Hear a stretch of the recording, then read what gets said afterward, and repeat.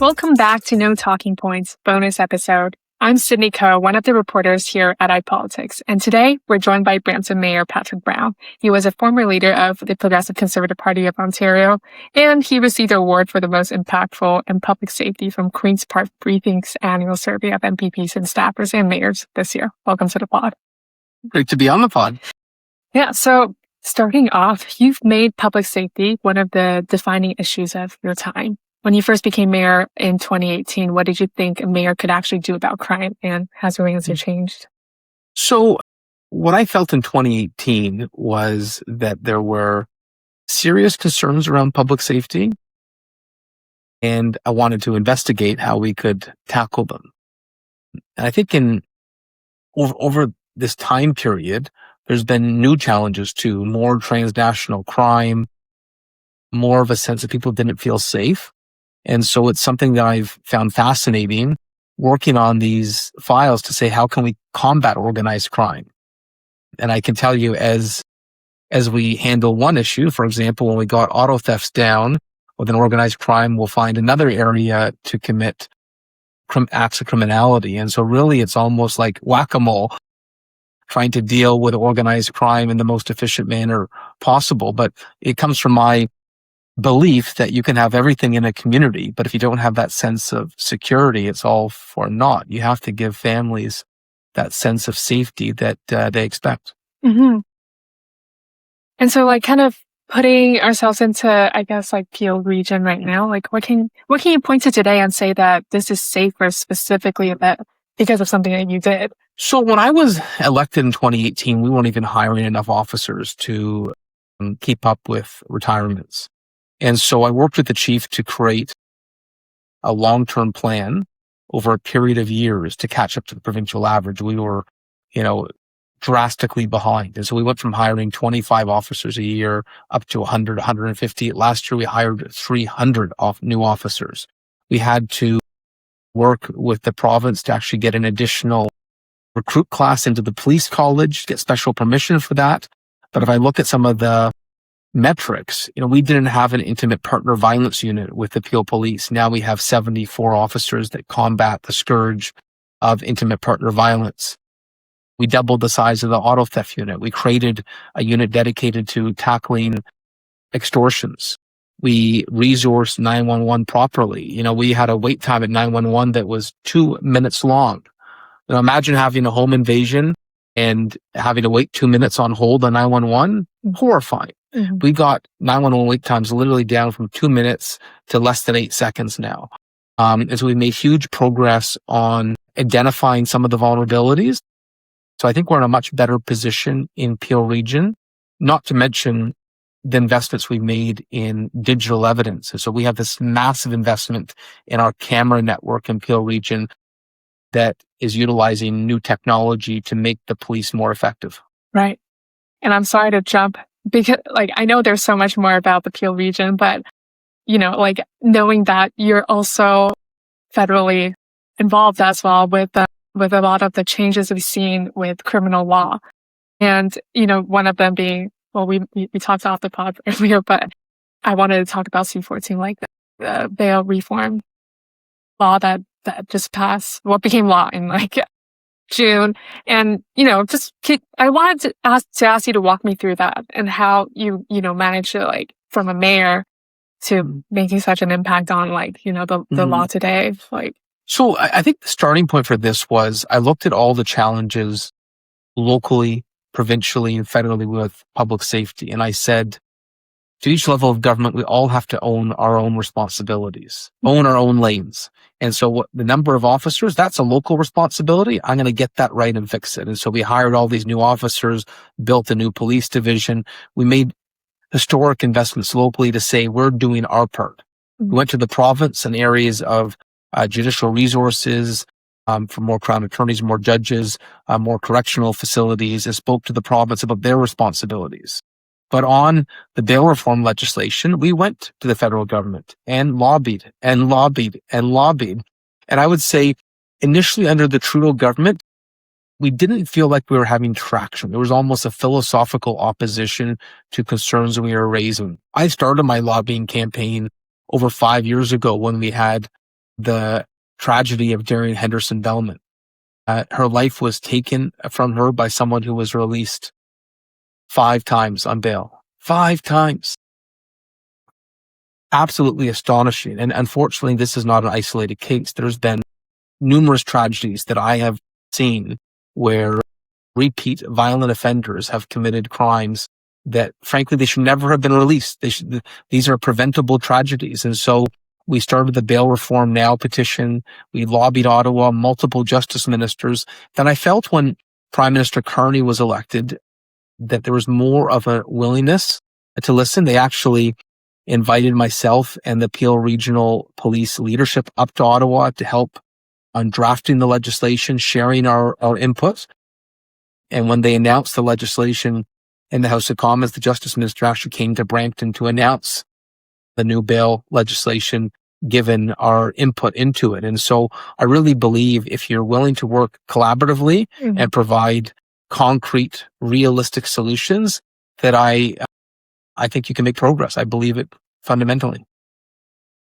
2 things. Like, so were you like calling the public safety minister directly? Like how, like, were you like, did that, like what was the process kind of like that? Did you find it like, like more effective that way? Well, I almost think it was a multi-pronged approach. One, it was lobbying the justice minister and public safety minister, who, by the way, changed several times over the course of cabinet shuffles and different prime ministers, lobbying the prime minister directly, raising the issue in the media, because I know the nature of the House of Commons is they react to issues that are in the media. And so we wanted this fight for bail reform to be part of the public conversation in news media. And so we had a campaign via news media. We also, I came and delegated at the House of Commons committee that was studying bail reform. And so I think we took every input, every lane possible to advocate for this change. Was there anything different between working with a minority government and a majority government now? Well, I think the change really happened with the change in prime ministers. At some point under the Trudeau government, I felt like we're sort of hitting our head against the wall on bail reform. I felt with the current government that there was an acceptance by the prime minister that he wanted to deal with bail reform. And so it was a much more receptive audience. Mm-hmm. And so like, what I guess like, is it the final product, like everything you've been pushing for? Is there still things that need to be done? So listen, there's always going to be more things you can do and amendments that can make it stronger. But by and large, it was legislation that we could publicly support. I know the chief, the union, myself, we all publicly supported the legislation because it had the vast majority of what we asked for on the file with bail reform. Having said that, there was an array of public safety files federally that are part of the solution. There's no one magic wand that will solve public safety in Canada. Of course, the lawful access legislation is critically important. I continue to believe that border security needs more attention. I believe there are vulnerabilities in our border and our airports that are allowing transnational crime to enter our country. We've got challenges with our immigration system where there's been abuse of loopholes in immigration to allow criminality to enter. Recently we had a major bust in Peel Region where not a single individual that was charged was actually a Canadian citizen. And so it's almost criminal tourism, where organized crime have enlisted hired guns to commit crimes in Canada. And so I think, we're solving the bail reform issue with the legislation that's been passed. The lawful access legislation will be impactful, but there is, other areas that we're going to continue to raise our voice on.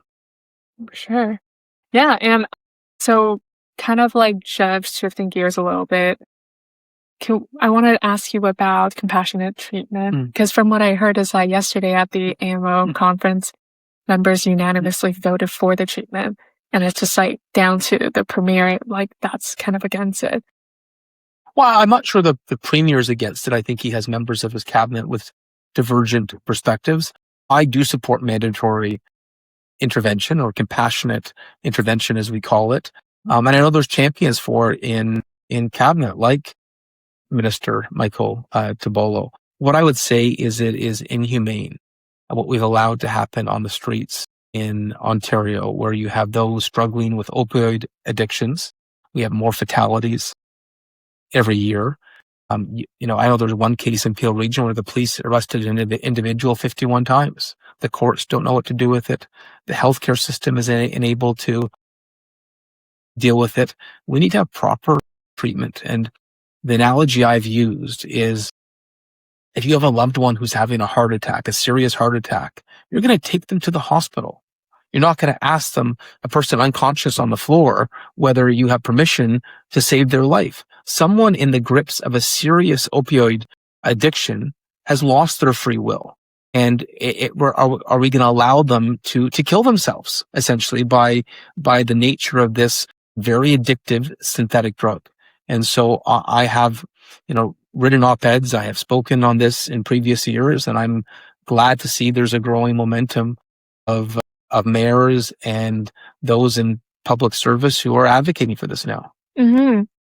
Knowing that, and I'm not like completely pushing back, but just knowing that a lot of the criticism when it comes to like involuntary treatment or compassionate intervention is that there's, like people should be able to make their own decision, and like there needs to be more investment in the spaces, and like there's a overcapacity resources problem.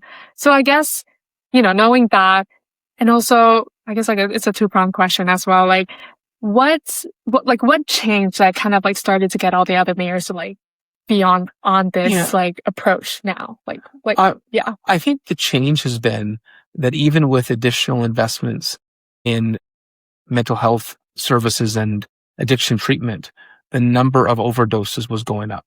And you look at the police resources, which are being misused, essentially criminalizing mental health. You look at our hospitals where we have gridlock in the hallways with police officers waiting at the side of someone who's struggling with an addiction. The status quo was broken. And I think that caused many to rethink whether this should be on the table. I'd also say what they're doing now in Alberta, and Mayor Alex Nuttall, who's been a big champion of compassionate intervention, he actually went out to Alberta, shared with our caucus what he saw in terms of what they're doing successfully on mandatory intervention. And whether it's in Europe, whether it is in other parts of Canada, there's no monopoly on a good idea. And if we can save lives through providing life-saving treatment, I think it's unconscionable that we not look at that. Well, I know that you're seeking third term as a Brampton mayor. Mm-hmm. And obviously, my next question is, do you think you'll run for federal leadership again? I am very happy in Brampton, and I want to continue to serve Brampton, the city of Brampton, at a local level. I've had the chance to serve provincially and federally, but I can tell you right now, my heart's at the local level. Okay. Thought I was going to hear something different. I'm kidding. Yeah. I'm kidding. Yeah, but that's like my major points I wanted to ask you. But I know that you also had, there's also lawful access that I didn't really prepare points for. But is there? Well, I think what I'd say on lawful access is I'm not sure people really appreciate the significance of the legislation that was proposed. It's something that police unions across Canada lobbied for. Our lawful access legislation hadn't been updated literally since Google. This is the advent of Google, and we were the only Five Eyes country that didn't have the capacity to sort of track those digital fingerprints. And so when someone receives a human trafficking call, an extortion call, we would have to wait 30 days to get the location of the call, the owner of the phone. And you wait 30 days, some of the video evidence of where the call took place will have disappeared. And so time in an investigation is critical. And it's why police unions said, you're sort of tying our hands behind our back if you don't give us the same legal tools that other countries have. And it's why extortions were flourishing in Canada. It's why criminality were taking advantage of this loophole. So this legislation we successfully lobbied for will allow police to be able to quickly find out the location of that call. And, whether it is that WhatsApp call that is being used for the purposes of criminality. The way police have described it to me is that the updated lawful access legislation is as significant for the success of investigations as forensic evidence was. And so this is a major tool that will help Canada combat organized crime. And I'd say organized crime, transnational organized crime, is a problem in Canada. I know in Peel Region, whether it's the Bishnoi gang or the Sinaloa cartel for Mexico, we deal with dangerous transnational organized crime, and making sure the police are equipped with the tools to combat it is critical. Mm-hmm. I'm sorry if I'm getting it wrong, but like, is Canada basically treating extortion crime as like a local policing like problem right now, or is it like, is that how it's being tackled? I really thought initially that's why it was approached. It was a hands-off approach, but I would say now with the lawful access legislation, we have help on the way from the federal government. We also managed to work with Minister Champagne to embed FinTrack officials with our local police so that we can track the money, follow the money, find out what criminality groups were utilizing revenue tools from the proceeds of crime. And so we are getting partnerships now with the federal government on tackling extortion. Mm-hmm. Do you see that, like, is this happening across, like, I know Peel is like pulling its weight and everything, but like, how can other cities across Canada kind of like do the same thing? Like, are there other provinces or cities that's falling behind with this? So I may be biased, but I think we have a flagship police force. I think Peel Regional Police Chief Nishan Durappa and his deputies are some exceptional leaders. And so I think on a lot of these tough issues, Peel has led the lobbying nationally for changes, whether it's auto theft, bail reform, lawful access. But I believe these tools that the federal government is giving local and regional police forces will be helpful everywhere in Canada. Lawful access doesn't help police in Peel, it helps police everywhere. Right. Okay. Yeah, no, I just like, sometimes when it comes to like setting a bill and seeing formal intelligence sharing mechanism, like a lot of people's like kind of, alarms go off. It's like almost like, oh my God, our privacy is going to be breached. So I guess, like it means something when hearing that this is like not exactly. Well, and I know for those who have been concerned about privacy, whether it's the cameras we put in across Brampton, whether it's the lawful access legislation, for those concerned about privacy, the way the legislation is drafted, the way our cameras are utilized, it is only for the purpose of an investigation into criminality. And so it will never be used to invade your privacy unless you're committing a crime, a serious indictable offense. And so my advice for anyone that doesn't want their privacy breached, don't commit a serious crime, or certainly don't do it in Brampton because you will get caught. It's that simple at the end of the day. And that's the end of this No Talking Point bonus episode. Thank you, Mayor Brown, for coming on to the podcast. Well, thank you for having an informative discussion on public safety.